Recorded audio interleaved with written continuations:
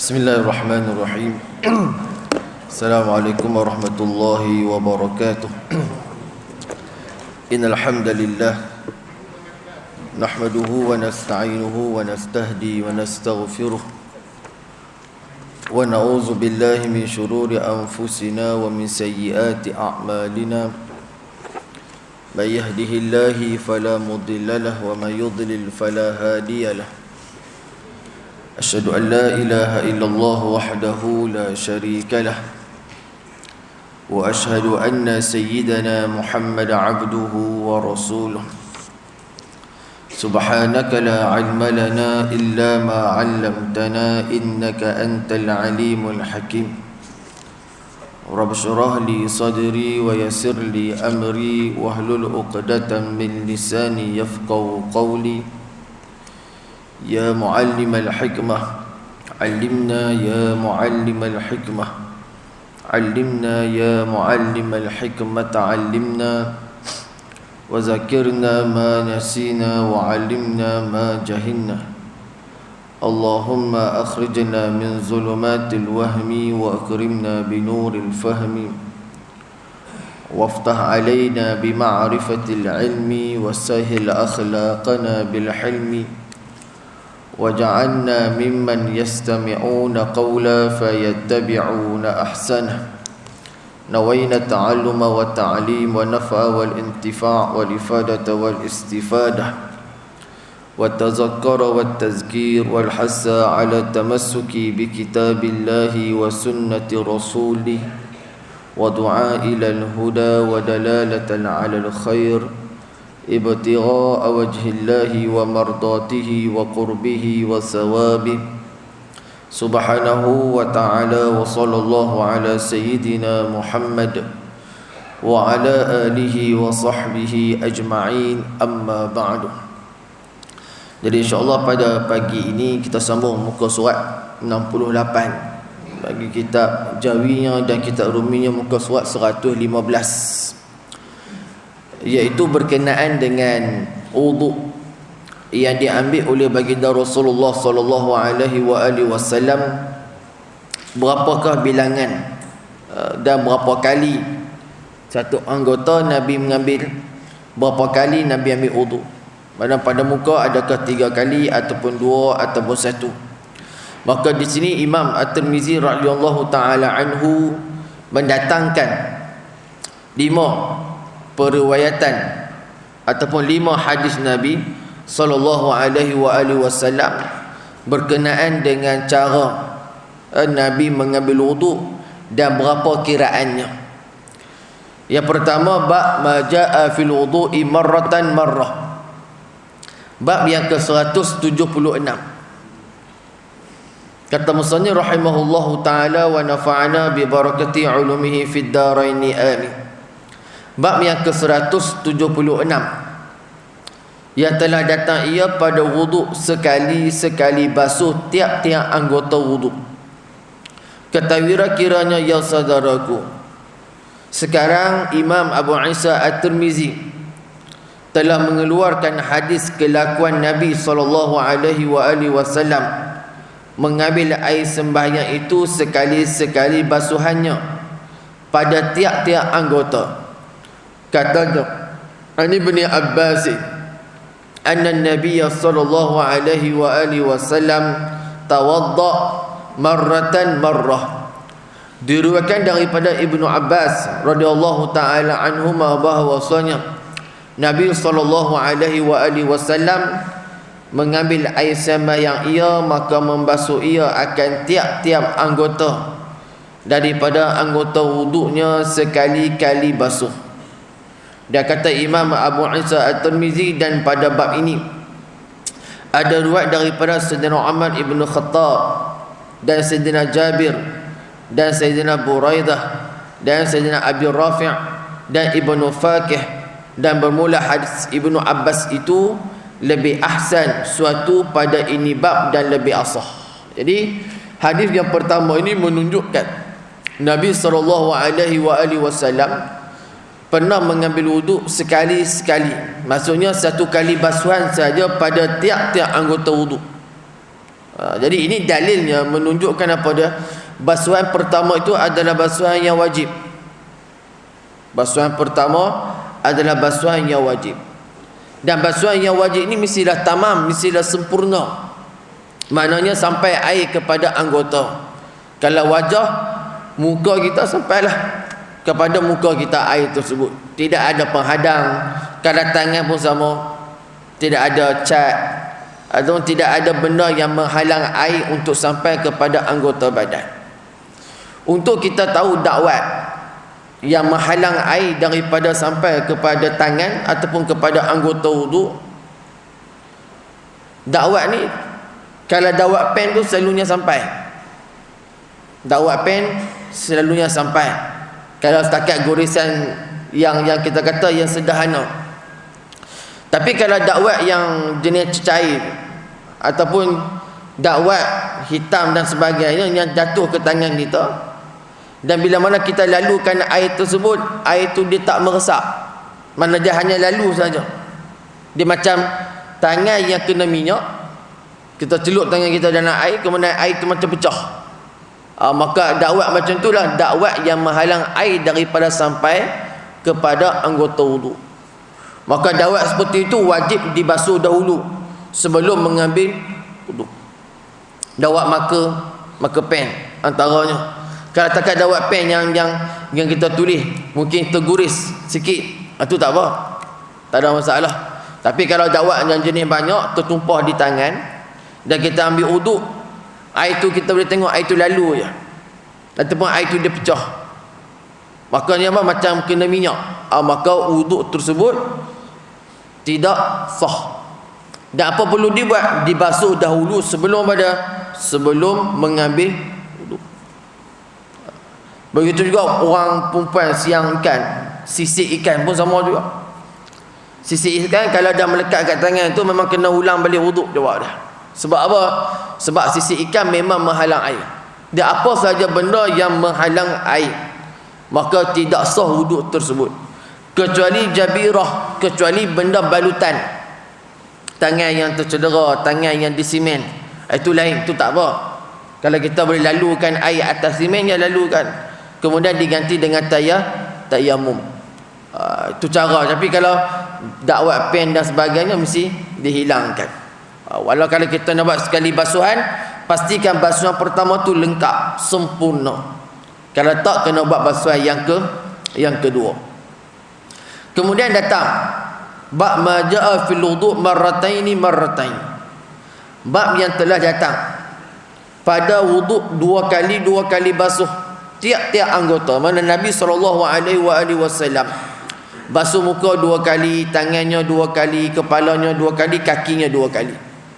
Tadi buat sekali. Ini Nabi mempelbagaikan basuhan.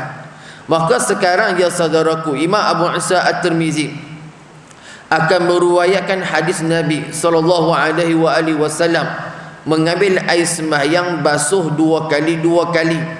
Katanya, an Abi Hurairah anna an-nabiy sallallahu alaihi wasallam tawadda marratain. Diriwayatkan daripada Abi Hurairah radhiyallahu taala anhu bahwasanya Nabi sallallahu alaihi wasallam mengambil wudu maka membasuh akan tiap-tiap anggota wudunya 2 kali basuh. Tadi sekali. Ini datang 2 kali pada setiap anggota wudu. Menunjukkan apa? Menunjukkan basuhan yang kedua itu adalah basuhan sunat, bukan basuhan wajib. Dan tiap-tiap daripada basuhan sunat, air yang jatuh daripadanya bukan air mustakmal. Yang hanya jadi mustakmal adalah basuhan yang wajib. Seperti mana basuhan yang pertama tadi. Jatuh basuhan yang kedua ataupun basuhan yang ketiga ataupun sapuan yang kedua, sapuan yang ketiga, airnya itu adalah air bukan mustakmal. Maka air tersebut boleh ditadah dan digunakan semula untuk mengambil wuduk. Tidak ada masalah. Sebab dia bukan air mustakmal. Air mustakmal adalah air yang digunakan untuk membasuh anggota wajib. Dan pada basuhan yang wajib. Basuhan yang wajib itu basuhan yang pertama. Basuhan kedua dan ketiga hukumnya adalah sunnat. Lepas tu datang hadis yang pelbagai ni sebenarnya nak bagi tahu kepada kita bahawasanya Nabi SAW mengisyaratkan bahawasanya orang yang mengambil wuduk sekali tu yang wajib. Basuhan kedua, basuhan ketiga tu sunat. Kalau kita betul Imam Bukhari, dalam Sahih Bukhari, dia datangkan riwayat berkenaan dengan isbaghul wuduk, bab kesempurnaan wuduk. Kemudian setelah itu dia datangkan bab berkenaan dengan Rasulullah mengambil wuduk sekali. Apa maksud isyarat daripada Imam Bukhari?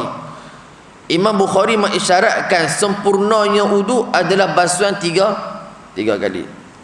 Itu basuhan yang paling sempurna. Jangan lebih 3 kali. Lebih 3 kali hukum dia makruh.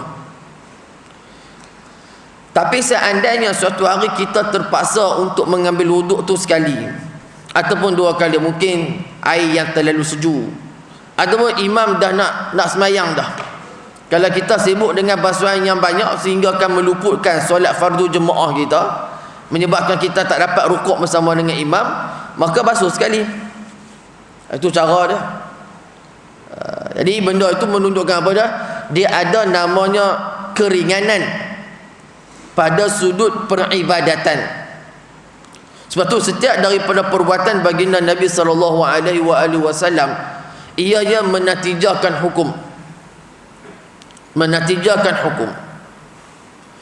Sebab itu Rasulullah SAW pernah sebut dalam satu hadis, laula an asyqa ala ummati la amartum bis-siwa 'inda kulli salatin wa fi riwayatin akhar 'inda fi kulli wudu'in, pada tiap-tiap solat dan pada tiap-tiap wudu'. Apa? Bersiwak. Nabi kata, kalau tak menyusahkan umatku, maka sudah pasti aku akan mewajibkan mereka bersiwak pada tiap-tiap kali solat dan berwuduk.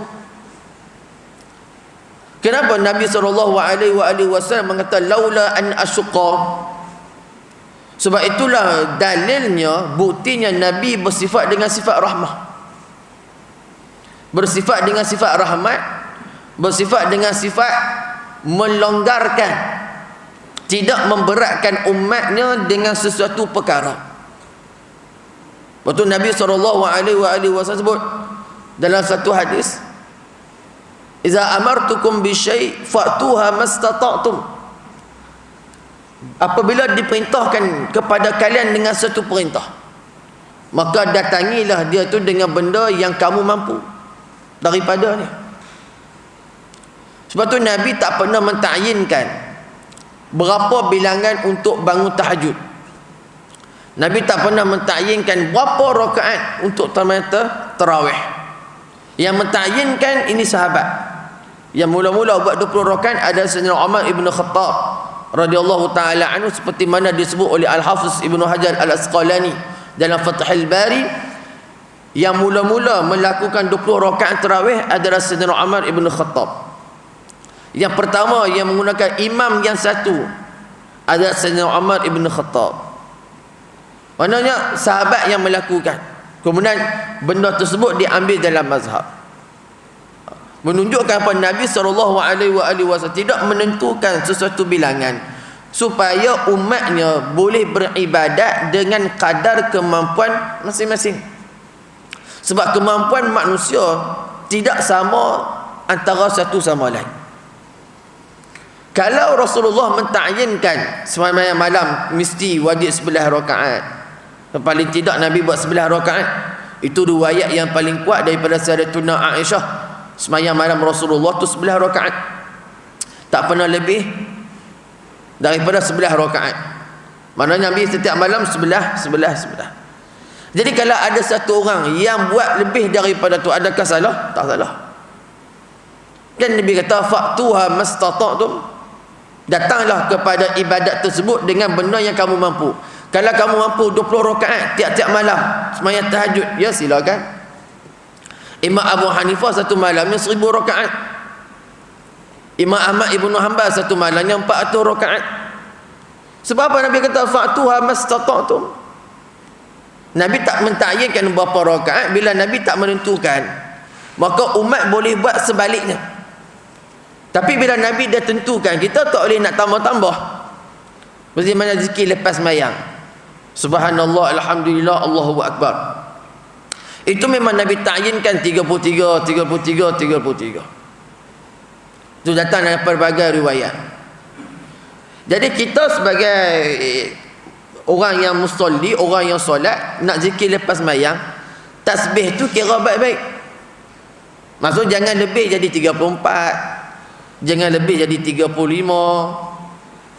Tasbih subhanallah, alhamdulillah, Allahu akbar tu jangan lebih jadi 34, jangan lebih jadi 30. Kira bagi cukup 33. Sebab apa? Sebab Nabi ta'yin. Ta'yin mana Nabi tentukan bilangan. Jadi bila Nabi tentukan bilangan, jangan kita langkau. Tapi bila Nabi tidak menentukan apa-apa, maka para ulama mengharap ataupun merasakan benda tersebut boleh dibuat lebih daripada tu. Sebab setiap daripada perbuatan Nabi tersebut menatijakan hukum.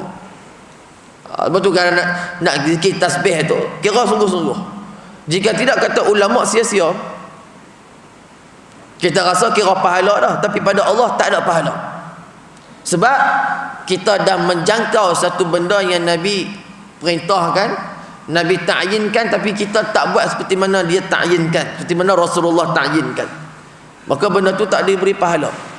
Apa tu kalau kira baik-baik, subhanallah, alhamdulillah, Allahu akbar. Kira bagi cukup 33. Kalau rasa macam kira guna jari ni boleh silap, guna biji tasbih. Biji tasbih tu dia sebagai wasilah untuk kita mengira zikir. Dia pulanglah nak pakai tasbih pun boleh, tak nak pakai tasbih pun boleh, nak pakai ruas jari pun boleh. Kalau orang yang menggunakan ruas jarinya, maka mudah-mudahan jari itu menjadi saksinya di hadapan Allah. Itu pulang pada kita. Dia ta'yin. Macam ni Nabi buat pelbagai. Nabi basuh sekali, Nabi basuh 2 kali, nanti kita kata Nabi basuh 3 kali. Kadang ada Nabi buat sekali, kadang-kadang Nabi buat 2 kali, kadang-kadang Nabi buat 3 kali. Tu untuk apa tu? Untuk memberi ruang kepada umat. Kalau umat ada masalah tak boleh nak ambil uduk sampai 3 kali, maka buat sekali. Rasa nak buat 2 kali, buat 2 kali. Walaupun dalam mazhab Syafi'i kita letaknya sunatnya 3 kali. Tapi kalau kita buat sekali, okey dah. Sebab yang ambil yang basuhan yang wajib. Bilangan yang wajib. Itu cara ulama dia bermuamalah dengan nas. Sebab bermuamalah dengan nas ni benda penting. Kita perlu melihat keseluruhan perbuatan Nabi SAW, kemudian baru kita menatijakan hukum. Tu. Sembahyang tarawih ke sembahyang malam. Sembahyang malam ada orang tanya, nak sembahyang apa dulu? Ada orang kata mesti kena buka dengan sembahyang taubat. Ada orang kata mesti buka dengan tahajud. Dia tidak ada mesti. Yang dia ada ikut kemampuan. Rasa-rasa nak sembahyang apa? Kalau kita letih, jadi kan dah PKPB pun dah tamat. Anak-anak kita pakat balik, anak-anak kita di KL pakat balik jumpa kita. Kadang-kadang kita letih, layan tetamu dan sebagainya. Isyak tu tak sembahyang, kita tangguh isyak tu pukul 4 pagi, boleh? Itulah tahajud kita. Dia tahajud apa-apa solat yang dilakukan setelah bangun daripada tidur, maka semua tu dipanggil tahajud. Jadi kalau kita sembahyang ibadat malam, kita sembahyang isyak, itulah tahajud kita. Kita sembahyang qabliyah, kita sembahyang ba'da isyak, itulah tahajud kita. Kita sembahyang taubat, itulah tahajud kita. Sembahyang hajat, itulah tahajud kita. Betul, di sisi mazhab Syafi'i 11 rakaat yang dibuat oleh Rasulullah itu dipanggil witir. Dipanggil witir. 11 rakaat. Dan riwayat Sayyidatuna Aisyah radhiyallahu taala anha dan riwayat Imam Bukhari tersebut, 11 rakaat tu ada 11 rakaat witir. Tapi adakah kita kena buat 11 rakaat witir? Tak juga. Ikut kita. Kalau tuan-tuan rasa bangun malam, contoh isyak tu ada kuliah, mungkin ustaz habis lambat, sembahyang isyak pun dah lewat, kita nak balik rumah ada hal, sembahyang ba'dah tu bawa pukul 4 pagi pun boleh. Sembahyang ba'dah isyak 4 pagi boleh, tidak ada masalah, sebab masih lagi ada waktunya. Bangun-bangun nak sembahyang taubat, ya silakan. Dia tidak ada sembahyang yang wajib kena buat pada waktu ada. Dia tidak ada sembahyang yang wajib kena buat. Mengikutlah tuan-tuan kita nak buat apa. Al-Imam Ibnu Abi Jamrah dalam kitab Bahjatun Nufus, ibadat malam yang paling afdal solat. Tapi solat apa? Terpulanglah kepada kita. Kalau tuan-tuan rasa nak sembahyang taubat, sembahyang taubat. Nak sembahyang istikharah. Nak sembahyang hajat, ya sembahyang hajat. Tidak ada masalah. Hatta sembahyang hajat atau sembahyang taubat buat siang pun boleh. Tapi kenapa kita buat malam? Sebab malam ni lebih baik, suasana yang tenang, suasana yang sunyi. Kita boleh bermunajat, boleh merintih kepada Allah Jalla wa Ala. Sebab tu digalakkan buat waktu malam. Itu pulanglah pada kita. Dia tidak ada waktu, dia tidak ada solat yang wajib buat, tak ada. Tidak ada. Yang ada terpulanglah kepada kita. Ikut tuan-tuan lah. Nak baca apa? Selalu orang tanya, ustaz, main taubat ni nak baca apa? Kita tanya balik, apa yang dihafal? Saya hafal kuliah je ustaz. Kuliah dah tak apa. Apa lagi? Qul wahid, hafal lah qul wahid. Baca lah tak apa. Dia tidak ada surah yang ditentukan. Yang tuan-tuan beli kitab dekat pasaran tu, yang kitab solat sunat yang ada tu, itu galakkan untuk membaca. Maksudnya apa? Galakkan dalam sembahyang nak baca surah apa, bukan wajib. Tuan-tuan beli kitab dekat pasaran tu, kitab solat sunat tu, kadang-kadang dia ada doa sembahyang taubat, dia ada doa bacaan surah dalam sembahyang yang tertentu, macam solat hajat. Ada orang solat hajat disuruh baca rakaat pertama ayatul kursi. Rakaat pertama, lepas habis ayatul kursi, baca qul ya ayyuhal kafirun sebanyak 100 kali. Tuan-tuan larat 100 kali. Jadi kita pun kena baca 1 kali ni sangat berat ni. Lala kita tak buat. Sebab rasa duk berat tu. Dia tak pernah menentukan. Tak pernah menentukan apa-apa surah, ikut kita lah kita nak baca apa. Kalau yang dibuat oleh Nabi SAW, kalau dalam riwayat Imam Tirmizi dalam Syama'il Muhammadiyah, 1 rakaat Nabi bersamaan dengan 4 hingga 5 juzuk. 1 rakaat. So kalau kita mampu untuk baca Quran dengan 1 rakaat sampai 4 hingga 5 juzuk, ya silakan. Berkemampuan kita. Tapi kalau kita tak mampu, tak ada masalah. Nak baca ayatul kursi solat hajat pun boleh. Nak baca qul ya ayyuhal kafirun pun boleh. Yang dia apa inna atwaina tapi tak apa. Tak ada masalah baca. Tak nak baca surah pun tak apa. Sebab bacaan surah tu sunat dalam sembahyang. Nak baca Fatihah saja pun boleh. Witir dia tak hafal sabbihisma rabbikal a'la. Ada orang sebab tak hafal surah tersebut, maka dia tak nak sembahyang witir. Sebab dia kata tak lengkap. Sabbihisma rabbika tu memang sunat dibaca, sebab datang warid daripada Nabi sallallahu alaihi wasallam dari Imam Tirmizi. Rakaat pertama Nabi baca sabbihis, rakaat kedua Nabi baca qul ya ayyuhal kafirun, rakaat ketiga Nabi baca 3 qul. Itu memang warid daripada hadis. Tapi adakah dia wajib? Tu. So kalau tak wajib, pulanglah. Maknanya janji kita buat. Jangan tertekan dengan buku tersebut. Orang banyak tertekan dengan buku. Buku ni kena baca yang ni, buku tak. Macam doa taubat kan. Doa lepas main taubat tu, panjang doa dia tu. Panjang doa. Dan ada orang kata macam mana ni, kami tak hafal, tak payah doa tu. Doa kita punya. Salah kita, dosa kita, maksiat kita yang baca. Minta ampun daripada dosa dan maksiat kita. Tu cara dia. Supaya kita tak tertekan dengan buku. Betul. Kalau tuan-tuan nak beli buku sembahyang sunat yang baik, baguslah, bagus. Tuan-tuan beli satu kitab, tuan-tuan pergi dekat Aeon, dekat Popular atas tu kan. Profesor Dr. Uda Husin. Profesor Dr. Uda Husin. Dia ni PhD dalam bidang hadis. Dia ada buat satu kitab berkenaan dengan solat sunat based on pada hadis Nabi. Itu terbaik. Kalau tuan-tuan nak belilah, kitab sembahyang sunat ni banyak di pasaran. Banyak.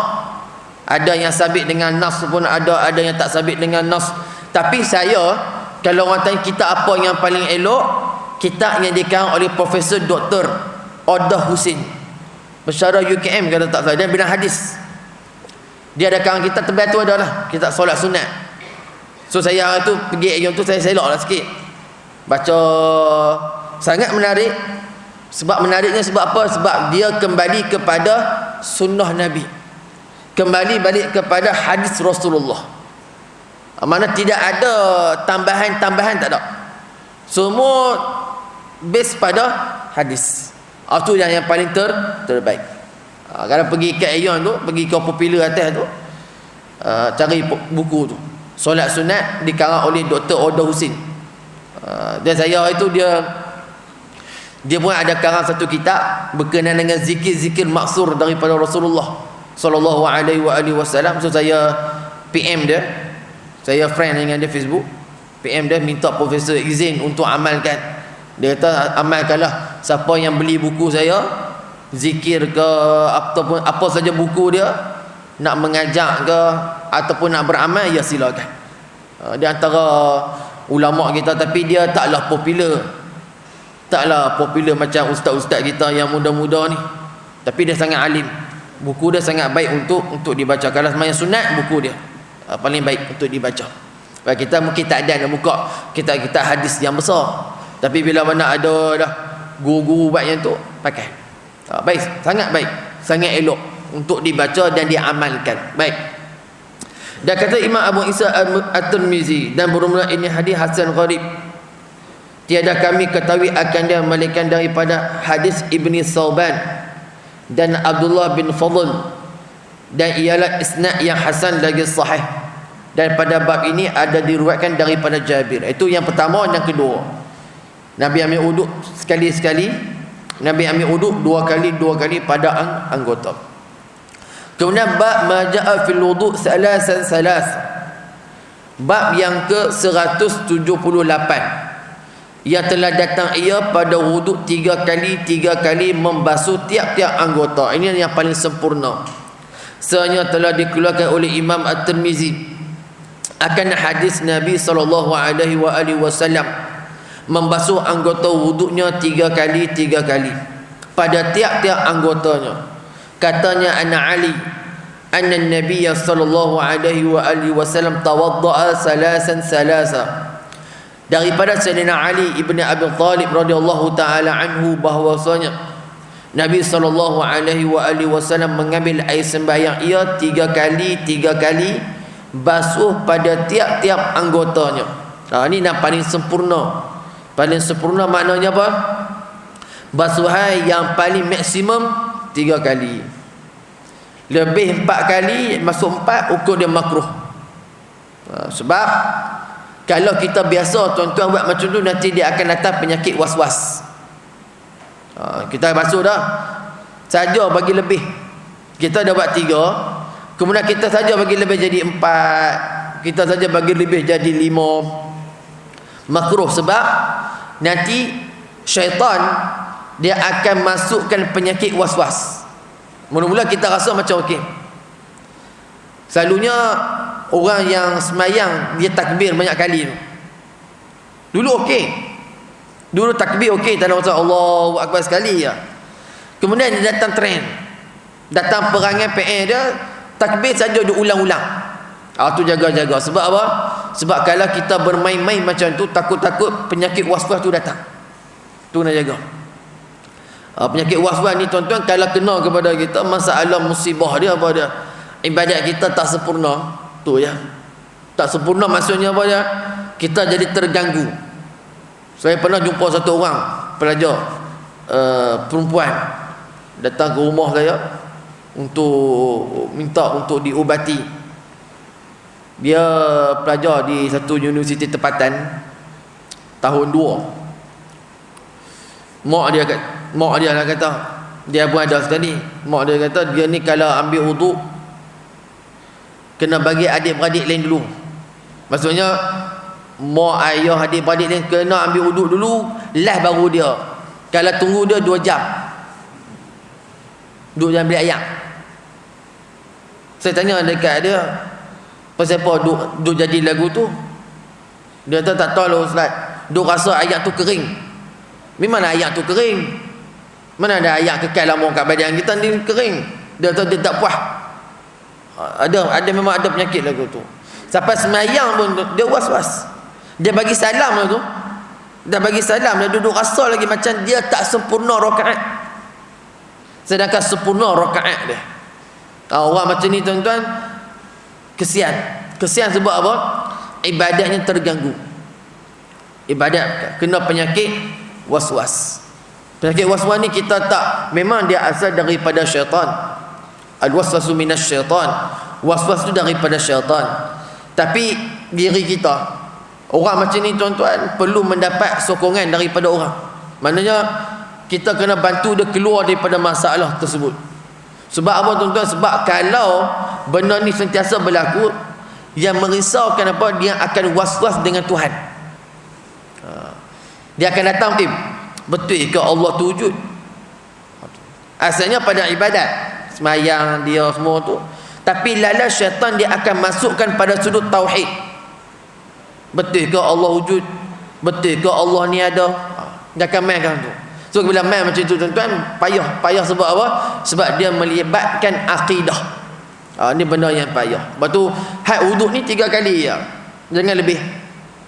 1 wajib, 2 sunat, 3 sunat. Naik ke 4 makruh. Walaupun saya ambil wuduk dekat sungai tau. Sungai ni air dia banyak, sentiasa mengalir. Walaupun ambil wuduk dekat sungai sekalipun, tetap 3. Jangan lebih. Itu cara ambil wuduk yang ditunjuk oleh Nabi SAW.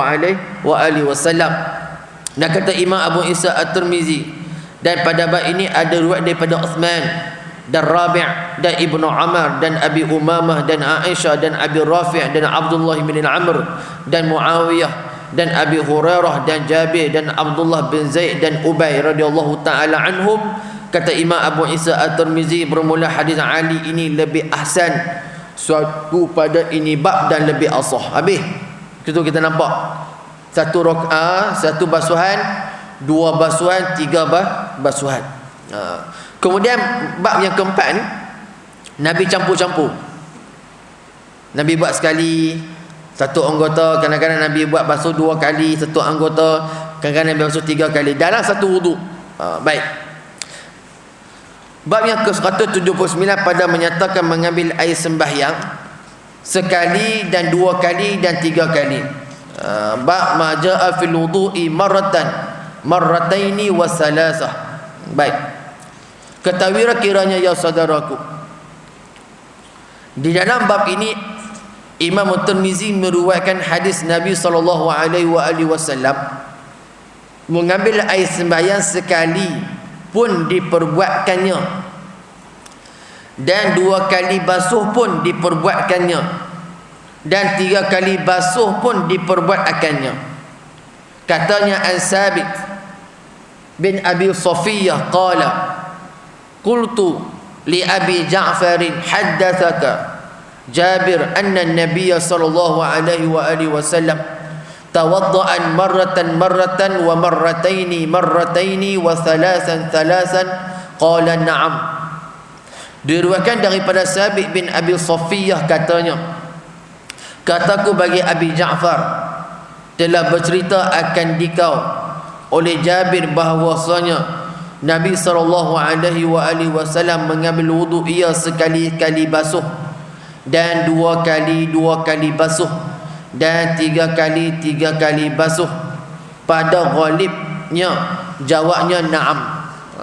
Maka Nabi SAW pernah basuh sekali pada anggota, pernah campur jadi 2, pernah buat 3. Nabi memperbagaikan basuhan, pun ada riwayatnya. Tu dah, ini dah tuan-tuan 4 riwayat berkenaan dengan apa dah, berapa Nabi SAW mengambil wuduk. Sekali pun ada, 2 kali pun ada, 3 kali pun ada. Baik. Kemudian bab yang kelima dalam isu ni, bab majaa fi man yatawadda. Betul ya? Fi man yatawadda ba'd al-wudu' marratain wa ba'dhuhu thalathan. Bab pada menyatakan orang yang mengambil air sembahyang ia akan setengah wuduknya 2 kali basuh dan setengahnya 3 kali basuh anggotanya.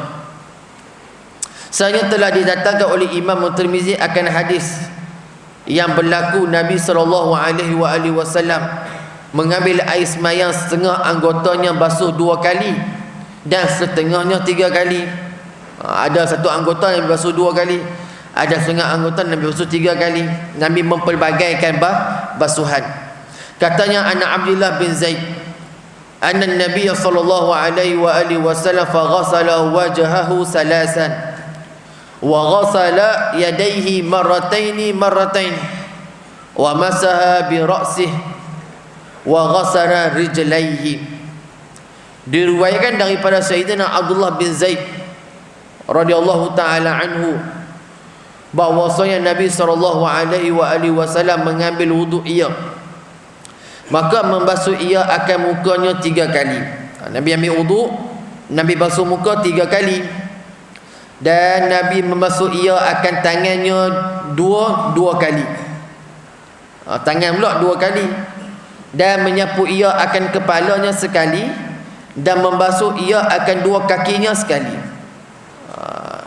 Dalam riwayat Abdullah bin Zaid radhiyallahu taala anhu, Nabi memperbagaikan bilangan wuduk pada satu wuduk.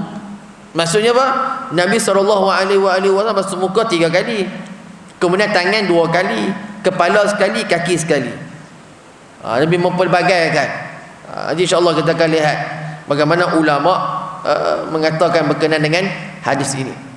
Masalah 181, membasuh anggota wuduk berlainan-lainan kelakuan. Kata Imam Abu Isa At-Tirmizi, dan sungguhnya telah mengharuskan oleh setengah daripada ahlul ilmi, mana para ulama, pada yang demikian itu, seperti dalam masalah hadis 179 dan 180. Tiada memikir mereka itu akan salah bahawa mengambil wuduk seorang laki-laki akan setengah wuduknya 3 kali basuh dan setengahnya 2 kali atau sekali. Tidak ada masalah di sisi para ulama. Malahan benda tersebut harus berlaku. Baik. Dan kata Imam Syafi'i radhiyallahu taala anhu di dalam Al-Um, kemudian daripada ia mendatangkan hadis-hadis bab ini, katanya, dan tiada ini kelakuan Nabi. Imam Syafi'i dia sebaliknya. Terkadang ia membasuh 2 kali, dan terkadang sekali, dan terkadang 3 kali. Imam Syafi'i dalam Al-Um dia tak setuju. Beliau tak setuju dengan hadis ni. Sebab apa?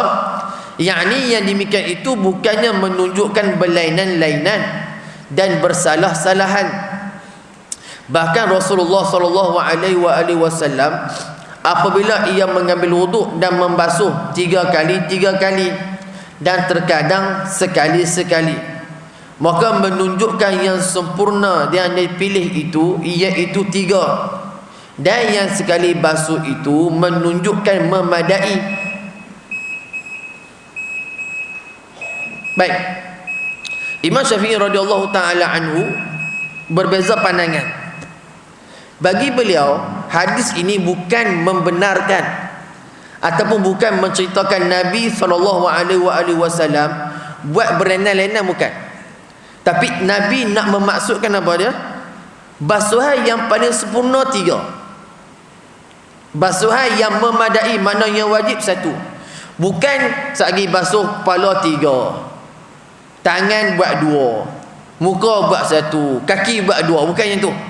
Di sisi Imam Syafi'i bukan yang tu. Imam Syafi'i faham maksud hadis ni apa? Nabi SAW nak mengkhabarkan kepada kita basuhan yang sunat itu 3 saja, jangan lebih. Basuhan yang wajib sekali saja. Bukan maksudnya lepas ni kita ambil wuduk saja muka buat 3, tangan buat 2, Kepala buat 3, kaki buat 1. Bukan macam tu. Bukan macam tu. Itu di sisi Imam Syafi'i radhiyallahu taala anhu. Maka aku suka bagi seseorang. Ini kata Imam Syafi'i dan Al-Um. Jadi kata Imam Syafi'i, kalau Imam Syafi'i kata inni uhib, aku suka, maknanya apa? Benda tu sunat. Ini akrah, aku memakruhkan, aku benci, aku tidak suka, itu namanya makruh. Dalam kitab Al-Um tu Imam Syafi'i selalu sebut macam tu. Aku suka, aku tidak suka. Jadi bila mana ulama Syafi'i yang ke belakang ni, daripada perkataan Imam Syafi'i, yang Imam Syafi'i kata aku suka tu hukumnya sunat, yang Imam Syafi'i kata aku tidak suka hukumnya makruh. Tu maksud dia. Maka katanya, maka aku suka, mana sunat bagi seseorang bau membasuh wuduk mukanya dan 2 tangannya dan 2 kakinya 3 kali, dan menyapu kepala 3 kali, dan meratakan sapunya. Maka dalam mazhab Syafi'i kita, semua anggota wuduk disunatkan basuh 3 kali. Maka jika meringkaskan oleh seseorang pada basuh muka dan 2 tangan dan 2 kaki atas sekali basuh yang boleh rata, dengan demikian itu memadalah akan dia. Jadi kalau satu orang dia start, saya nampak sekali saja basuh, boleh tak? Boleh, dengan syarat rata dan sempurna. Walau kita buat 1 kali basuh. Dan jika meringkaskan seseorang pada kepala atas sekali sapu dengan sebarang kehendaknya daripada tangannya, nescaya memadai juga. Kepala pun sama, nak basuh sekali pun boleh, hukumnya harus. Dan yang demikian itu sekurang-kurang lazim. Dan jika membasuh anggota wuduknya akan setengah anggotanya sekali, dan setengahnya 2 kali, dan setengahnya 3 kali, nescaya memadailah akan dia. Kerana bahawasanya sekali basuh itu apabila memadai pada semua, nescayalah memadailah pula pada setengah-setengahnya yang lain. Jadi tuan-tuan boleh dah. Kalau tuan-tuan nak basuh 2 kali pun boleh, 3 kali pun boleh. Tapi di sisi Imam Syafi'i yang paling aula 3 kali. 3 kali basuh, itu yang paling sempurna. Baik, masalah yang terakhir, masalah 182, membasuh anggota wuduk lebih dari 3 kali. Bermula masalah ini nyata dalam Al-Um tersebut, kemudian daripada telah didatangkan hadis Abdullah bin Zaid atas sifat wuduk Nabi. Kata Imam Syafi'i, ni kata Imam Syafi'i pada, dan tiada aku suka. Saya kata dah tadi, kalau Imam Syafi'i kata aku suka, tu namanya sunnah. Kalau Imam Syafi'i kata tiada aku suka, tu namanya makruh. Bagi orang yang mengambil air sembahyang itu lebih daripada 3 kali basuh, hukumnya makruh. Dan jika melebihi ia daripada yang demikian itu, tiadalah aku tegah akan dia insya-Allah. Maksudnya apa dah? Di sisi Imam Syafi'i, mengambil wuduk lebih daripada 3 kali hukumnya makruh. Tapi kalau dia buat, adakah batal wuduk? Tak batal, hukumnya makruh saja. Hukumnya makruh.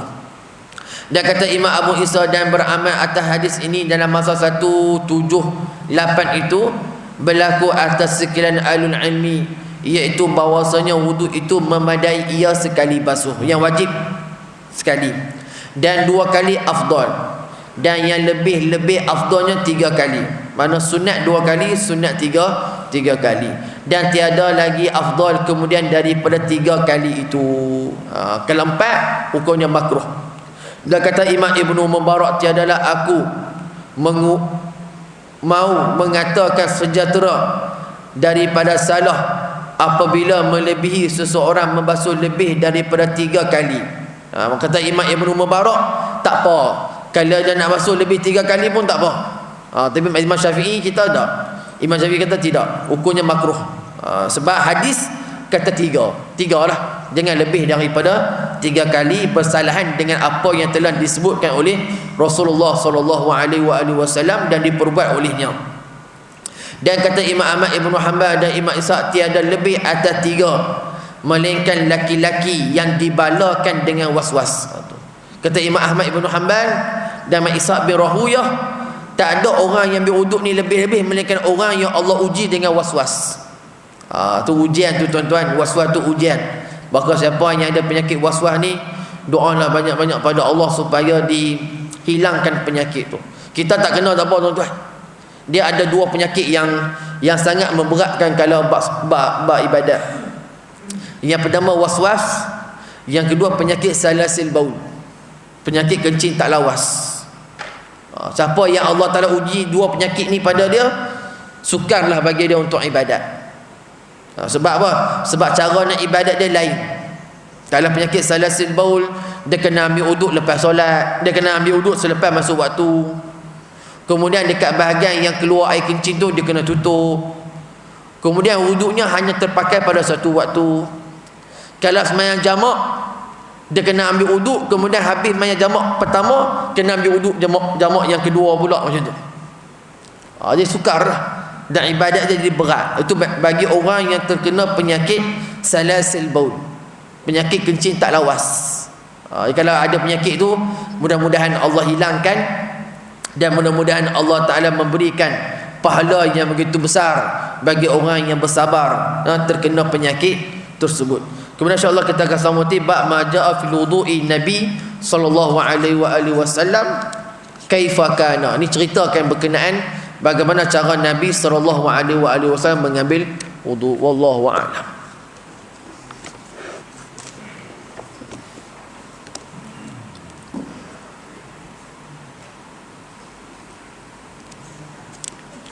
A'udzubillahi samil alim minasyaitonir rajim. Bismillahirrahmanirrahim. Alhamdulillahi rabbil alamin, wassalatu wassalamu ala asyrafil anbiya'i wal mursalin sayyidina Muhammadin wa ala alihi wa sahbihi ajma'in.